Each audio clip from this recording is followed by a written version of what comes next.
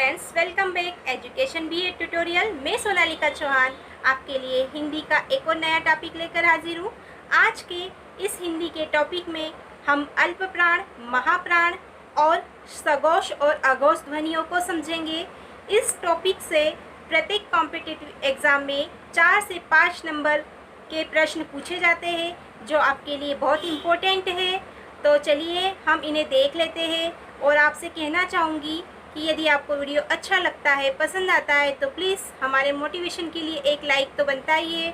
और यदि आप मेरे चैनल पर पहली बार है तो प्लीज़ चैनल को सब्सक्राइब भी कीजिए। इससे पहले मैं वर्ण और वर्णमाला पर एक वीडियो बना चुकी हूँ, उस वीडियो को ज़रूर देखिए। उस वीडियो का लिंक नीचे डिस्क्रिप्शन बॉक्स में आपको मिल जाएगा। तो हम यहाँ समझ लेते हैं सबसे पहले अल्प प्राण को। जैसा कि नाम से ही स्पष्ट हो रहा है, अल्प प्राण, तो अल्प का मीनिंग होता है कम या थोड़ा। और यहाँ जो प्राण शब्द लिया गया है वह वायु या हवा के लिए उपयोग किया गया है। मीन्स हमारे अंदर से जो वायु निकलती है। तो जिन व्यंजन ध्वनियों के उच्चारण में मुंह से वायु कम निकले, जिसे बोलने के लिए कम बल लगाना पड़ता है, उन्हें ही हम अल्प प्राण व्यंजन कहते हैं। यहाँ पर आपको समझ में आ रहा होगा, अल्प मीन्स जब भी हम कोई सी भी व्यंजन ध्वनि का प्रयोग करते हैं तो वहाँ पर हमारे मुख से कम हवा निकलती है और हमें अधिक जोर नहीं लगाना पड़ता है, इसलिए इन्हें अल्प प्राण व्यंजन कहते हैं।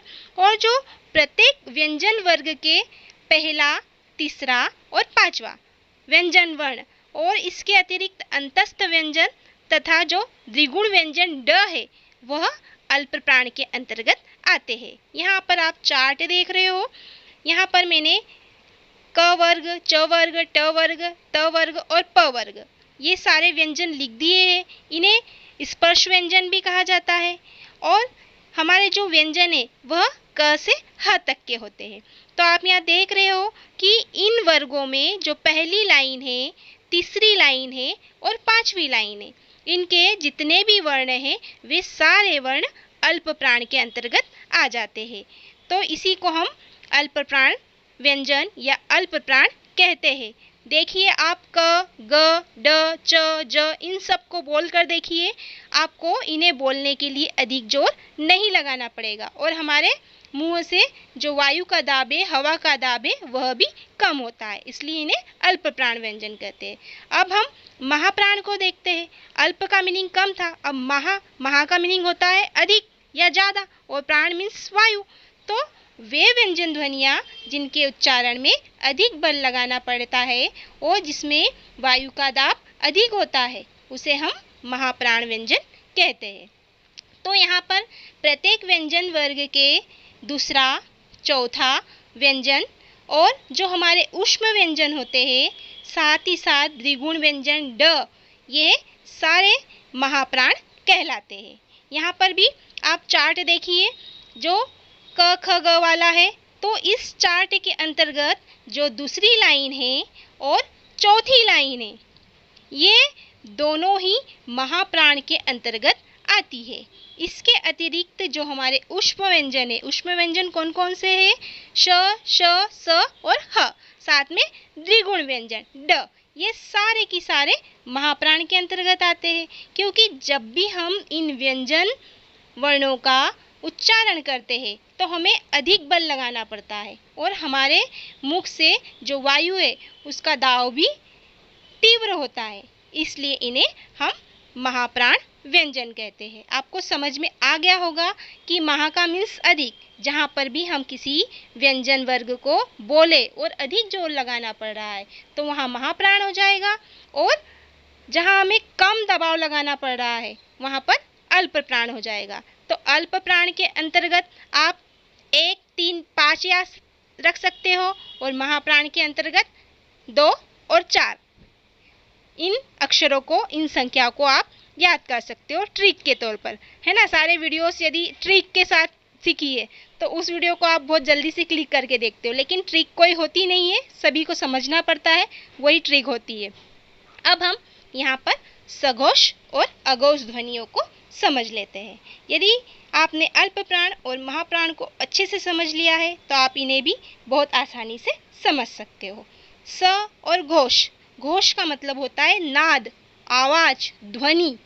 तो जब भी हम बोलते हैं, ध्वनियों का उच्चारण करते हैं, तो जो हमारा स्वर तंत्र है, जो हमारी नली है, जहाँ से हमारी आवाज़ आती है, यदि उसमें कंपन हो रहा है तो उन सारी ध्वनियों को सघोष ध्वनियाँ कहते हैं। आप समझ रहे हो कि जब भी हम बोलते हैं, किसी वर्ण को, किसी ध्वनि का उच्चारण करते हैं और हमारी स्वर तंत्री में कंपन हो रहा है, तो वो सारी की सारी ध्वनियाँ सघोष ध्वनियाँ कहलाती है।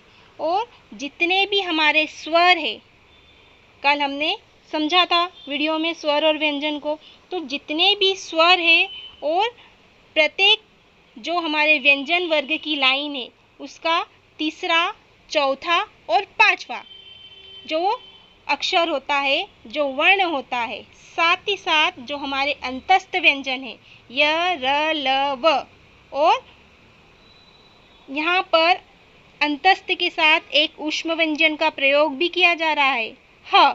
तो ध्यान रखना आपने।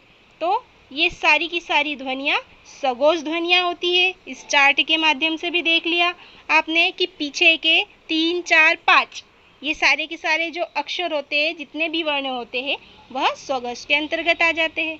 अब हम सघोष ध्वनियों को भी देख लेते हैं। तो सघोष के बिल्कुल विपरीत, यहाँ पर अघोष ध्वनियाँ वे ध्वनियाँ हैं जब भी हम किसी भी वर्ण का उच्चारण करते हैं, तो जो हमारी स्वर तंत्री होती है, जो हमारी आवाज़ की नली होती है, उसमें कंपन नहीं होता है। जब भी हम किसी का उच्चारण करेंगे, कोई से भी वर्ण का, तो वहाँ कंपन नहीं होगा।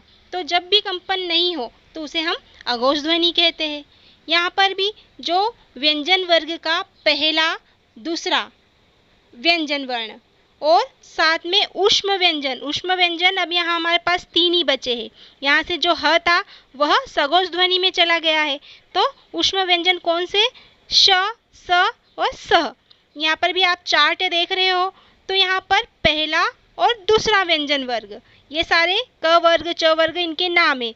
तो पहली लाइन और दूसरी लाइन, ये सारी ध्वनियाँ जब भी हम बोलते हैं तो हमारे गले में कंपन नहीं होता है। तो ये ध्वनियाँ, ये वर्ण अघोष ध्वनियों के अंतर्गत आ जाते हैं। तो यहाँ पर क, ख, च, छ, ट, ठ, त, थ, प, फ और ऊष्म व्यंजन में श, स और श, ये सारी की सारी ध्वनियाँ अघोष ध्वनियाँ कहलाती है। यहाँ पर आपको सघोष के लिए 3, 4, 5 और अघोष के लिए 1, 2 याद रख सकते हो। तो आई होप आज का वीडियो आपको पसंद आया होगा। आज हमने अल्प प्राण, महाप्राण, सघोष, अघोष ध्वनियों को समझा। यदि वीडियो थोड़ा सा भी अच्छा लगा है तो प्लीज़ जल्दी से वीडियो को लाइक कर दीजिए। कल मिलते हैं एक नई वीडियो के साथ, तब तक के लिए बाय।